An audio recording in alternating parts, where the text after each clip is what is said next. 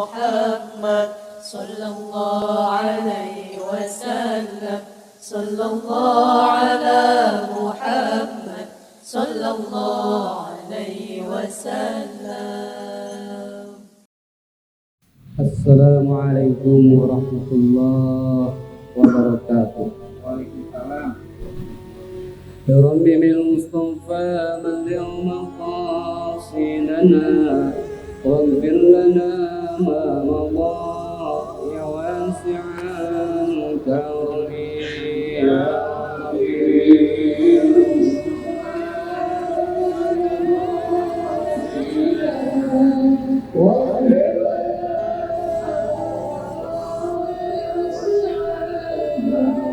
محمد سيد الكونين والثقلين والفريقين من عرب ومن عجم يا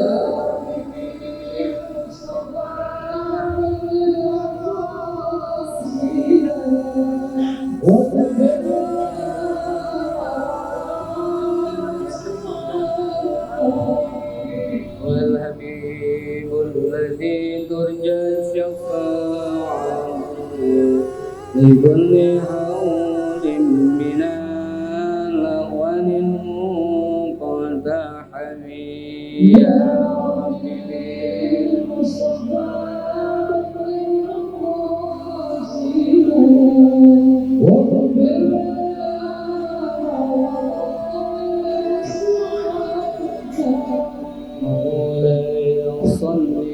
وسلم دائما أبدا على حبيبك خير الخلق كلهم يا ربي بالمصطفى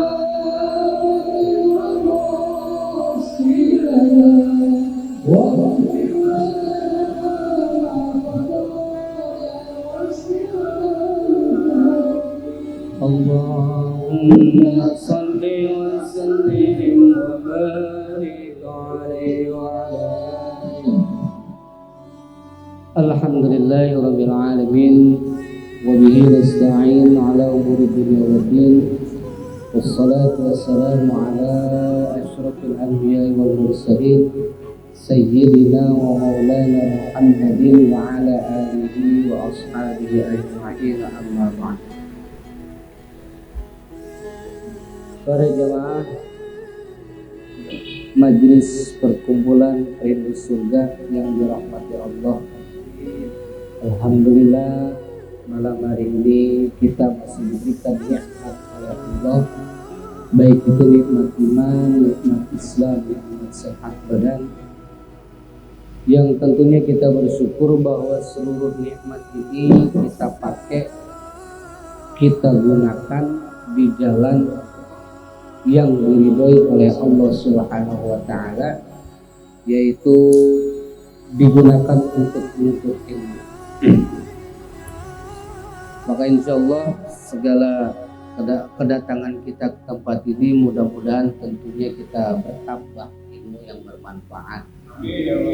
Salawat dan salam semoga Allah senantiasa curahkan kepada junjungan kita baginda Nabi besar Muhammad sallallahu alaihi wasallam, para keluarga, para sahabat, dan juga kepada kita selaku umatnya yang insya Allah kita termasuk umat yang akan mendapatkan syafaat dari baginda Rasulullah sallallahu alaihi wasallam. Jamaah yang dirahmati Allah, malam hari ini kita mulai tahlim kita, yaitu tahlim fikih. Kita mulai tentunya dari bab awal, bab yang pertama. Ilmu fikih ini adalah ilmu kepemahaman. Artinya kepemahaman dalam hal ibadah. Apa tujuannya kita ngaji fikih? Tujuannya adalah supaya ibadah kita itu nanti lebih berkualitas. Bahkan dalam fikih nanti juga bukan hanya diterangkan masalah ubudiyah, bukan cuman diterangkan masalah ibadah, Tapi nanti dalam fikih ada sesi keduanya, yaitu masalah bab muamalah. Di bab muamalah ini kalau ibadah sifatnya apa, kalau ke atas vertikal, kalau muamalah sifatnya horizontal. Jadi fikih menceritakan atau menjelaskan hubungan antara vertikal dengan horizontal. Tapi nanti yang diutamakan atau didahulukan oleh fikih tentunya adalah bab ibadah. Kenapa? Karena ibadah itu urusannya adalah diniyah atau bicaranya adalah syariat agama. Yang ditungguin adalah bab ibadah. Baru nanti setelah itu selesai sesi kedua, nanti akan diterangkan masalah muamalah. Muamalah tentu isinya kayak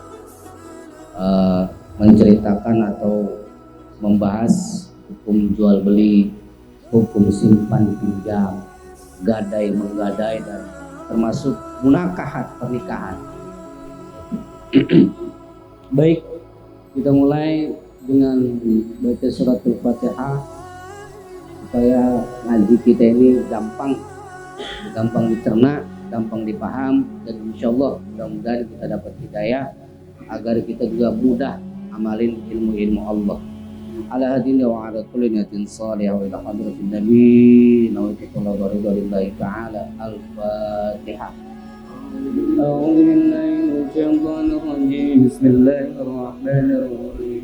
Alhamdulillahi rabbil alamin arrahmanir rahim maliki yaumiddin.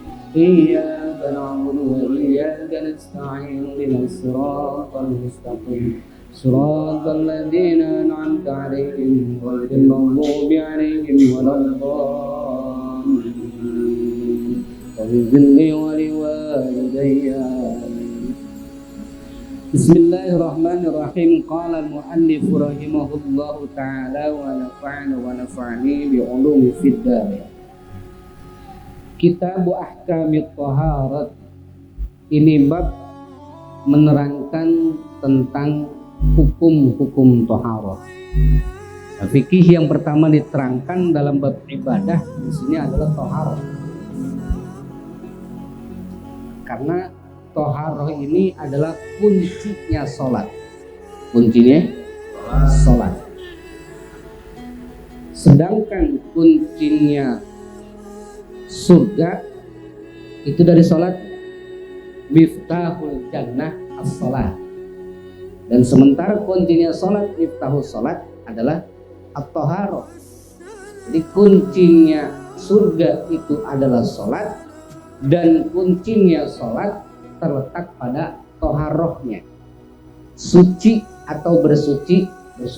Maka yang pertama diterangkan oleh musannif atau ulama-ulama fikih itu kebanyakan yang diterangkan pertama kali adalah bab thaharah. Apa yang dimaksud dengan thaharah? At-thaharatu, adapun atau bermula yang disebut dengan thaharah bi fathi ta'i, dengan dibaca fathah ta'nya lughatan, secara bahasa atau etimologinya adalah an-nadhafah. Jadi thaharah secara bahasa adalah an-nadhafah. Apa nadhafah? Kebersihan.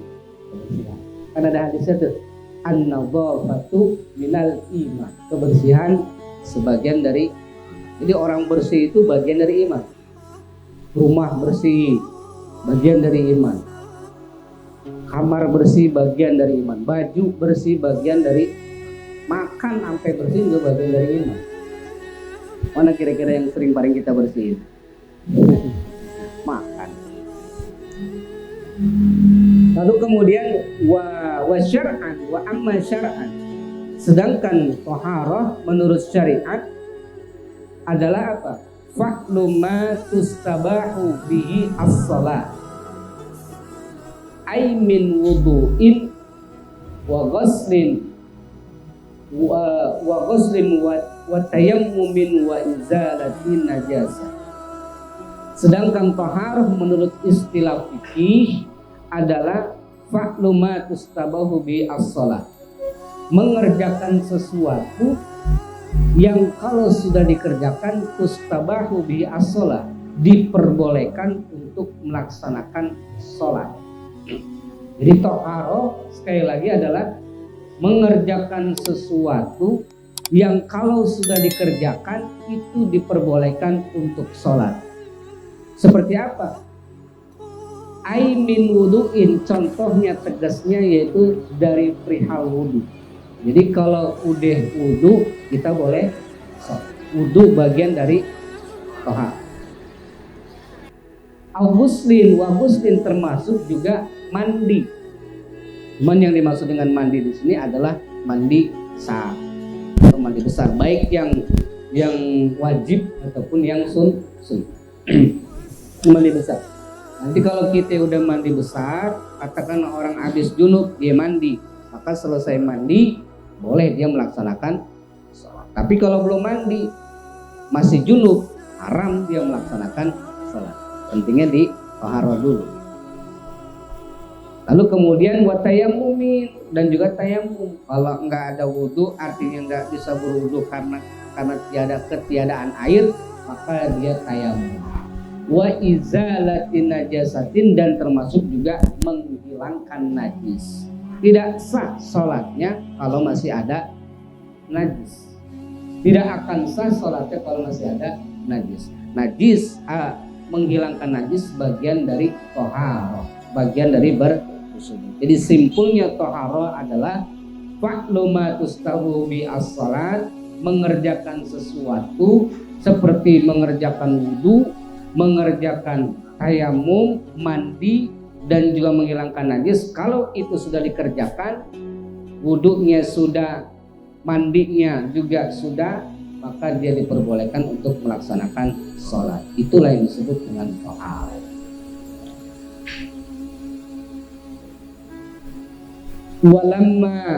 Walamma kana al-ma'u alatan lit-taharati. Ngomong-ngomong toharoh, kata musannif gitu, istadradal musannifu li anwa'il niyah. Sehubungan kalau kita berbicara toharoh, maka ada alat yang digunakan untuk toharoh. Alat yang digunakan untuk toharoh yang paling pokok adalah air, kan gitu ya.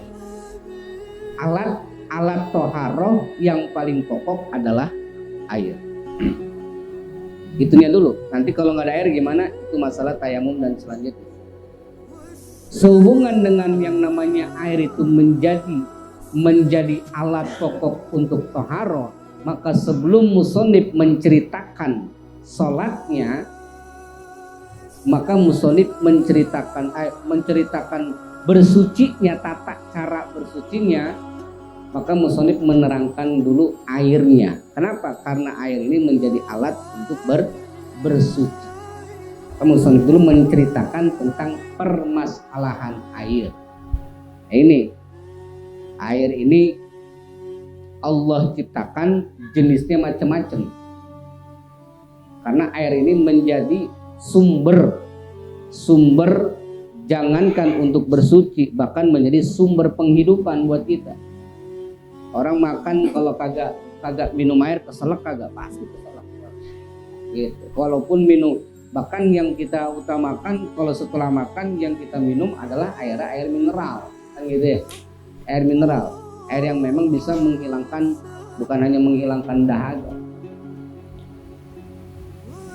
Istadradal musannifu li anwa ilmiah, maka musannif menyelipkan atau menceritakan terlebih dahulu tentang macam-macam air. Ada berapa macam-macam air dalam di sini disampaikan. Faqala al-miyahu allati yajuzu ay yasihhu at-tathhiru biha sab'u miyahin. Al-miyahu bermula air-air, macam-macam air allati yajuzu ay yasihhu yang sah dipakai at-tathiru, dipakai untuk bersuci, itu jumlahnya ada sab'u miyahin, ada 7 air. Yang pertama kalau musonif terangkan ini macam-macam atau nama-nama jenis air. Jumlahnya yang musonif ceritakan di sini ada 7. Walaupun air itu sebenarnya banyak, lebih dari 7. Tapi ini yang pokok. Ini yang pokok. Sebab nanti ada air zam-zam, ada air autar, ada air segala macam. Tapi yang musonif ceritakan yang 7 ini yang menjadi cikal bakal yang boleh atau diperbolehkan untuk dipakai tohar.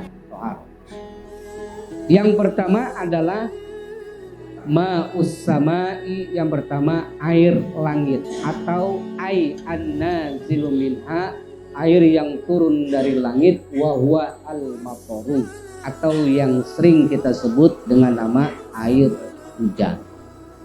Yang pertama nama air adalah ma'us sama atau disebut juga dengan ma'ul matar, air hujan. Nanti turunnya dari mana? Dari langit. Nah, ini yang jadi pertama cikal bakal diperbolehkannya kita dipakai buat bersuci. Air langit atau air hujan ini memang Allah ciptakan sebagai rahmat. Makanya kalau hujan turun, apa yang kita baca? Selain alhamdulillah, kan ada doanya tuh. Nah, emang kita bagus menyebut alhamdulillah bagus, tapi ada juga doa-doanya ketika hujan turun. Allahumma shayyiban nafi'an. Allahumma shayyiban nafi'an. Ya Allah, semoga air hujan ini, tetesan atau siraman air hujan ini memberikan manfaat. Karena pada hakikatnya air hujan itu adalah rahmat. Air hujan itu aslinya rahmat. Jadi Allah turunkan air hujan sebagai rahmat. Kecuali buat yang hajatan dah. Kalau yang lagi hajatan, awang dulu, berhenti dulu, jangan bentaran. Tapi pada dasarnya air hujan itu adalah rahmat. Makanya jangan dijadikan, walaupun dalam keadaan hajatan, jangan dijadikan turunnya hujan itu adalah sebagai penghambat. Tapi tetap itu adalah sebagai rahmat. Karena kalau Allah udah punya mau, walaupun pakai 1000 pawang hujan, tapi kalau kata Allah turun hujan itu, jangan dianggap itu sebagai penghambat. Bisa jadi hajatan dengan turunnya hujan, malah hajat itu jadi rahmat, kan gitu. Alasnya rahmat. Wa ma'ul bahri, yang kedua air laut. Iya benar. Wa ma'ul bahri, yang kedua adalah air laut. Yang pertama air hujan, yang kedua air laut. Air laut ini al-milhu. Air laut ini juga disebutnya air asin. Rata-rata air laut itu asin, ya gak? Yang sering gitu, ente kita pergi ke Sampur kemana, itu air laut itu rata-rata kalau kita jilat, kita rasain itu rasa-rasanya asin. Kenapa asin? Apakah memang dulu sini? Kalau di sini diceritakan al-milhu, air laut itu adalah asin. Tapi pada dasarnya atau dulunya di sini diceritakan wa kanal bahru al-muhlit khulwun ila anna qala Allah ta'ala lil ardi ibla'i ma'ak fata'asa ibtila'il ard fasara milhan. Jadi dulu sebelum air laut itu dikenal dengan air asin, makanya kan orang nyari garam di mana? Di laut kan. Sumber kita ngambil garam kan ambilnya dari air laut. Itu. Jadi sumber produksi garam di laut. Tapi dulunya itu ternyata nggak asin. Ternyata dulunya itu manis, khulwun, manis. Atas kenapa menjadi asin? Ini atas perintah Allah. Qala ta'ala lil ard ibla'i ma. Lalu kemudian air laut tersebut menjadi asin. Kenapa menjadi asin? Dulu zamannya ketika Nabi Musa dikejar-kejar oleh gerombolan atau rombongan Fir'aun, itu sampai Nabi Musa terdesak di laut. Di laut apa? Hah? Laut Merah. Di Laut Merah sampai terdesak Nabi Musa. Mau balik lagi pasti bakal ketemu dengan rombongan Firaun.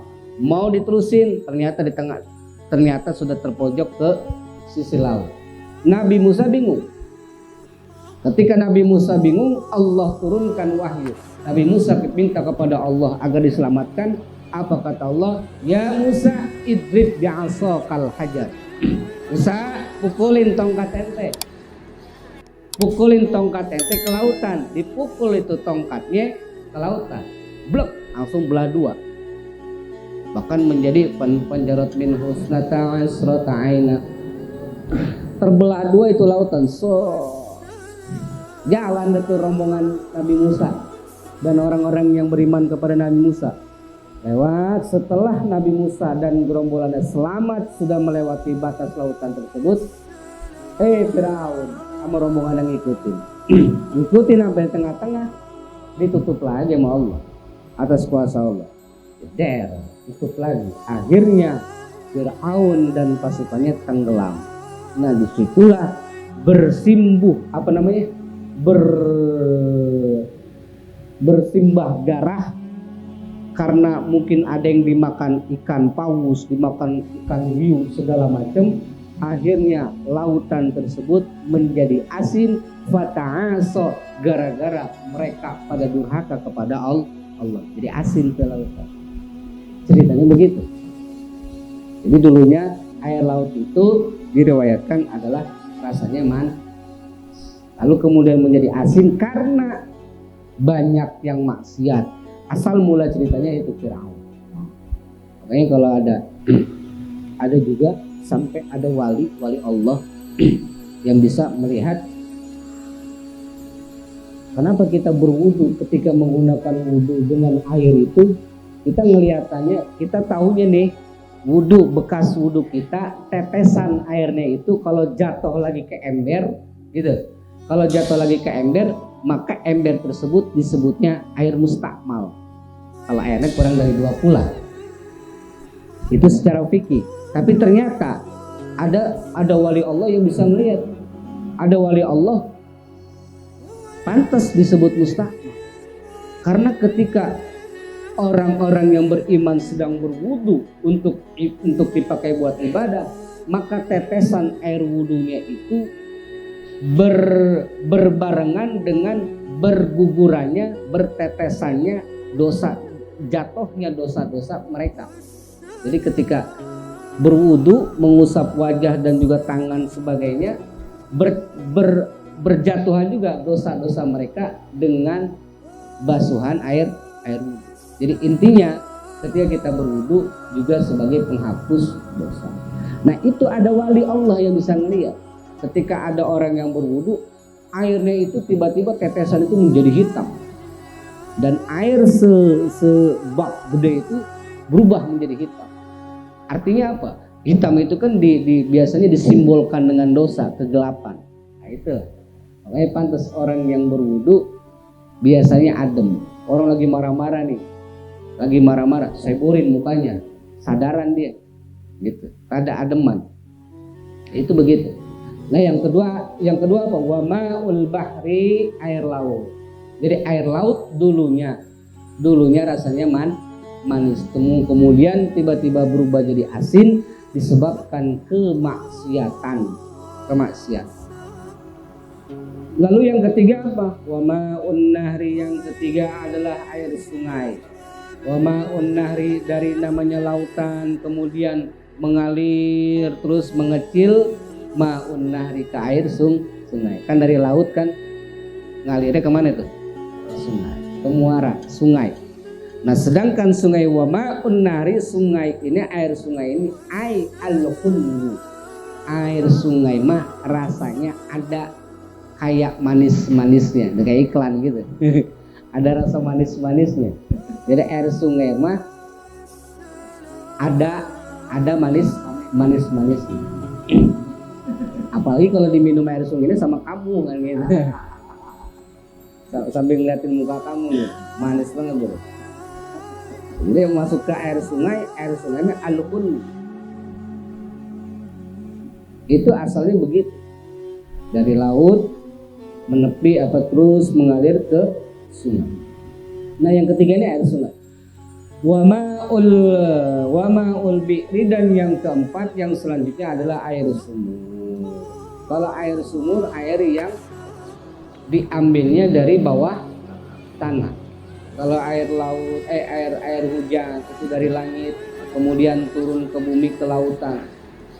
Lautan pun sebenarnya asalnya dari mana? Dari atas juga sih. Karena kan begini, kalau dalam ilmu apa ya namanya? Biologi apa tuh? Sirkulasi udara tuh.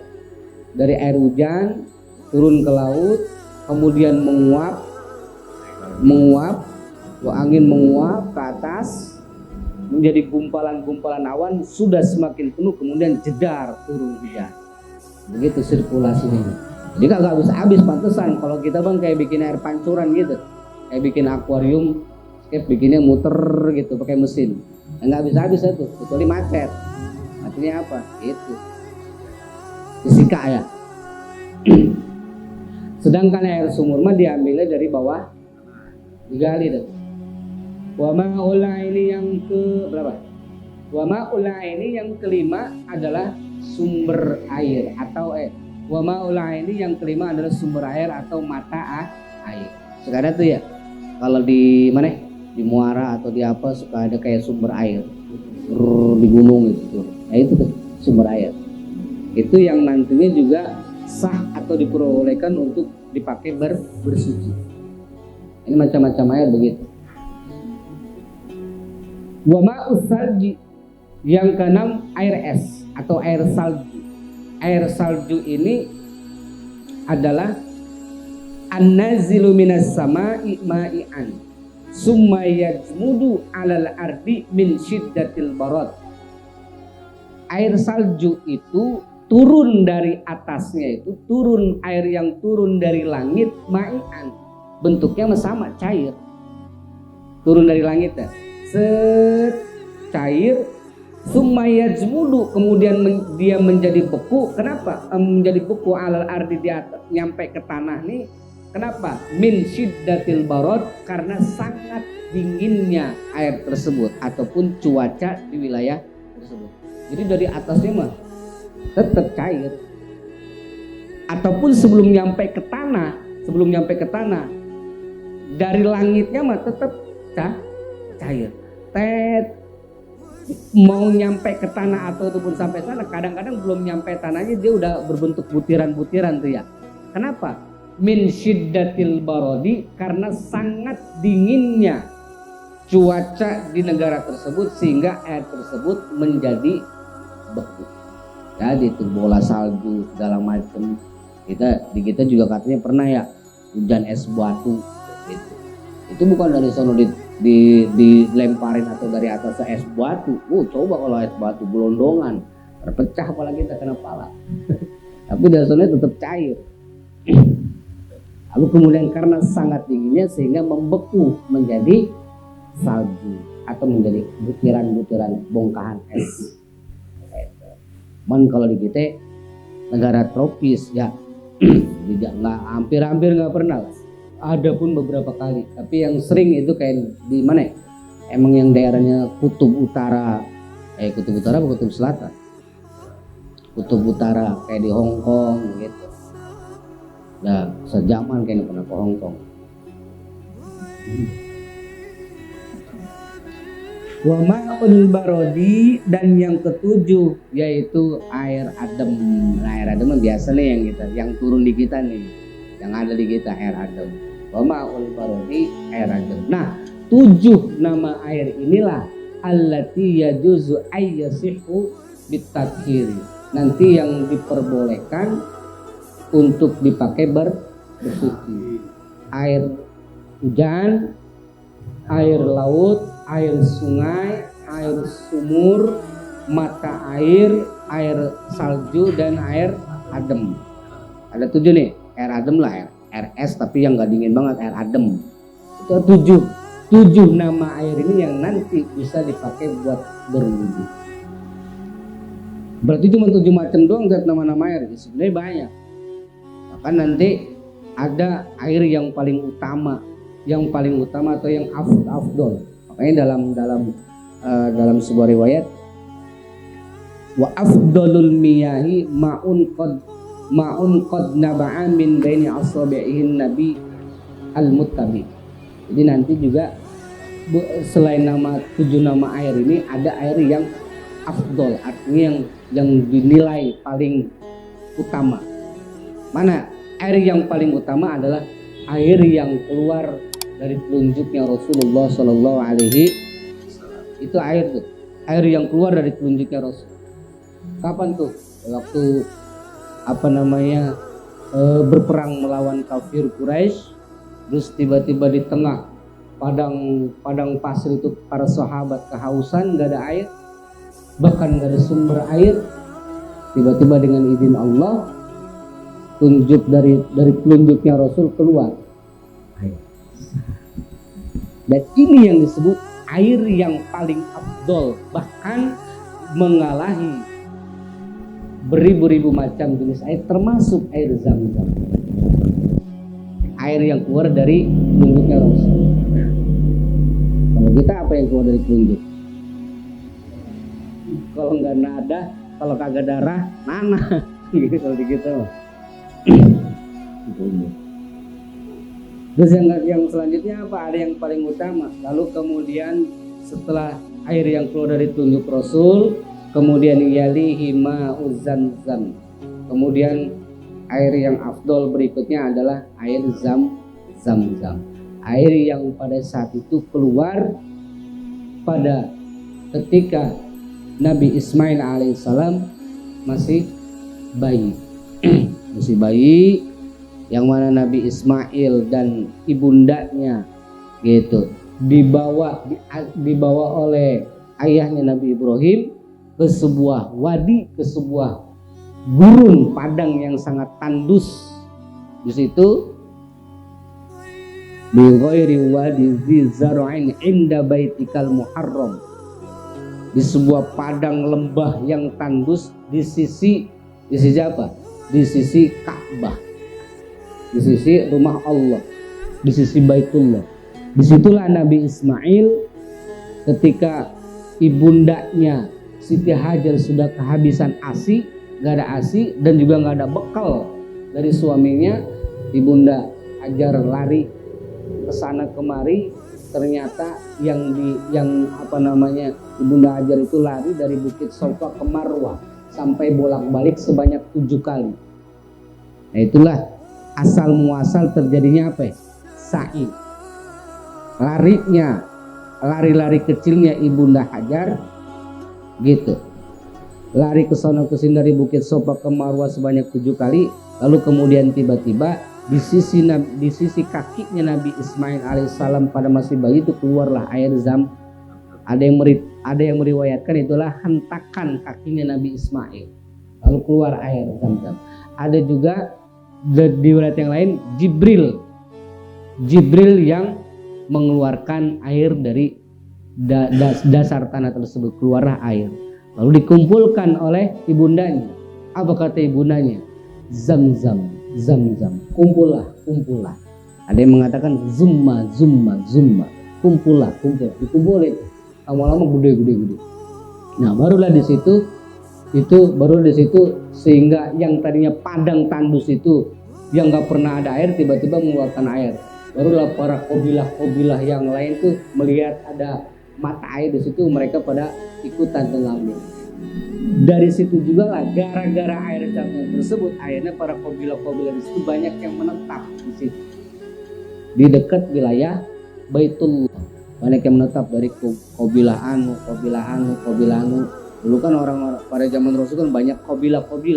Jadi gerombolan yang kesono, yang istilahnya apa sih kalau bahasa ininya berkelompok. Jadi perpindahan orang-orang transmigran, apa bahasanya transmigran ya. Jadi urban, orang-orang urban dari sono ke sini sono gitu.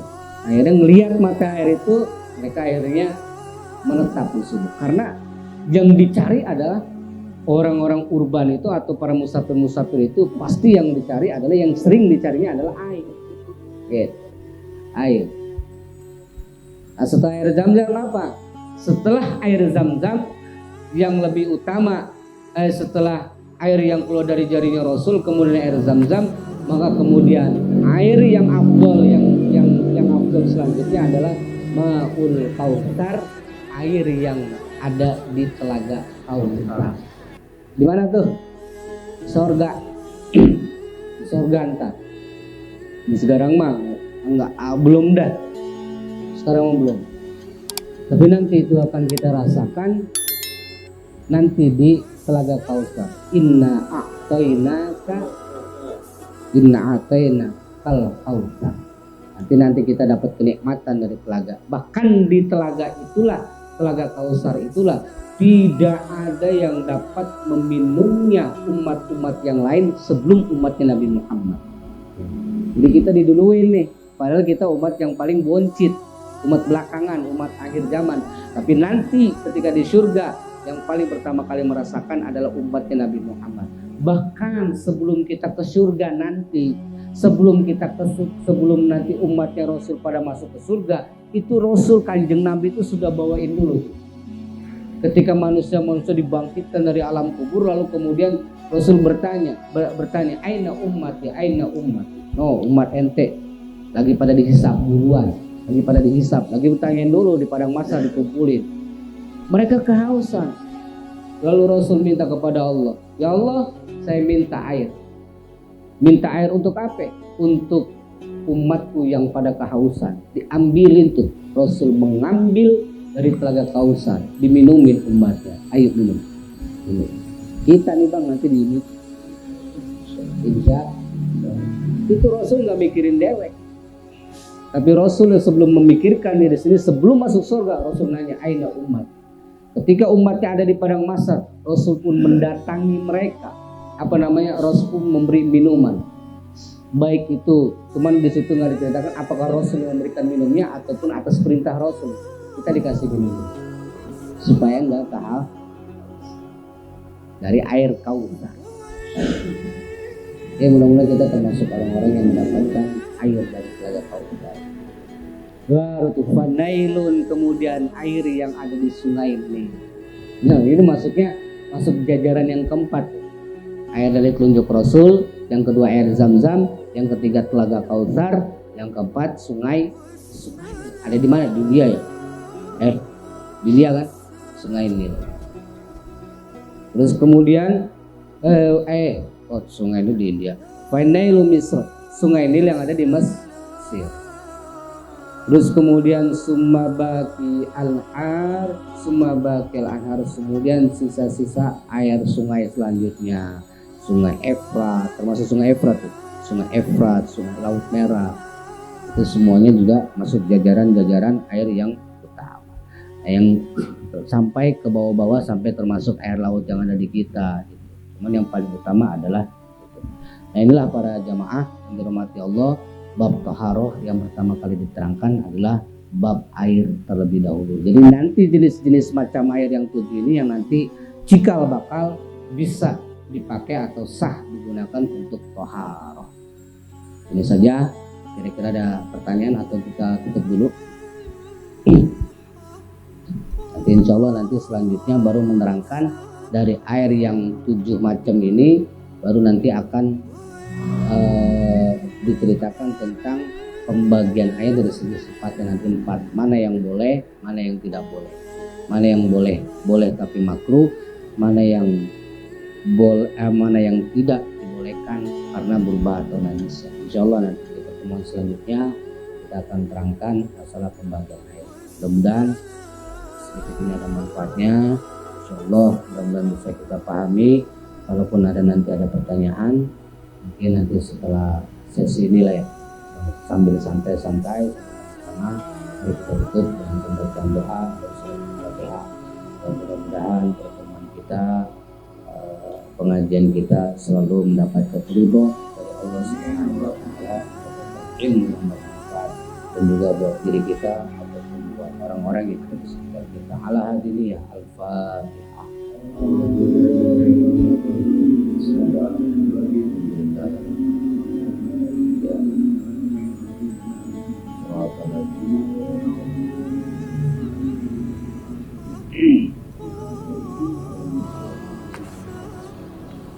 Astagfirullahaladzim, bismillahirrahmanirrahim, alhamdulillah, Allahumma salli wa sallim wa barik ala sayyidina Muhammadin awwalin wal akhirin wa salli wa barik wa sallim wa radallahu tabaraka wa ta'ala wa sallallahu wa sallam ajma'in. Allahumma salli ala sayyidina Muhammadin sallallahu wa sallam wa sallim.